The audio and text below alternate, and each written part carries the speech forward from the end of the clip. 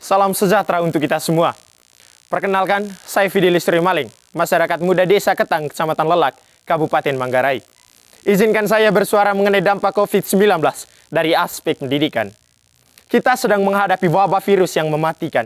Wabah yang menjalar, merambat masuk ke semua aspek kehidupan, tak luput pula aspek pendidikan di Nusa Tenggara Timur. Kita dikenal sebagai wilayah yang rendah tingkat kualitas pendidikannya.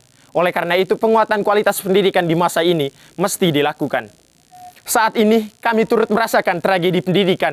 Tragedi yang muncul ditengarai oleh fenomena perubahan pada proses pendidikan. Seperti pertama, pendidikan jarak jauh atau pendidikan yang berbasis teknologi.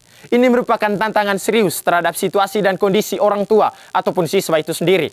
Permasalahan yang timbul diantaranya adalah belum meratanya akses jaringan internet, biaya pembelian gawai yang mencekik ekonomi keluarga, penguasaan iptek yang rendah oleh siswa menjadi kendala proses pembelajaran daring. Kedua, pengajaran dalam bentuk pemberian tugas. Miris bahwa proses pendidikan sekarang ini dipahami dengan pemberian tugas tanpa penjelasan dari para pendidik. Dapat dibayangkan, anak-anak yang baru menginjak pendidikan formal diberi dengan begitu banyak porsi pekerjaan sekolah.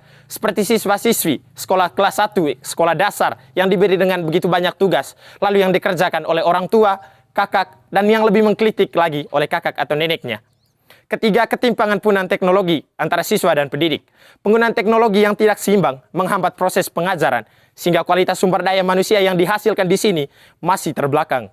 Tentu ini merupakan suatu hal yang ironis, karena ekspektasi kita untuk keluar dari ketertinggalan ini tidak terrealisasi. Kofadis pendidikan kita, mau kemana kiblat pendidikan kita? Maka saya memproposalkan ide penguatan pendidikan pada masa pandemi ini. Karena kualitas sumber daya manusia diukur dari kualitas pendidikannya. Karena itu, sebagai upaya solutif terhadap persoalan ini, saya merekomendasikan beberapa pokok pikiran yang kiranya perlu diperhatikan. Pertama, pemerintah hendaknya membangun infrastruktur telekomunikasi yang merata di setiap wilayah. Yang kedua, menjalankan pedagogi kritis melalui aneka sosialisasi seperti revitalisasi peran keluarga dalam pendidikan formal maupun informal. Ketiga, menjalankan fungsi kontrol dan pengawasan melalui kerjasama dengan stakeholders pendidikan dan institut terkait.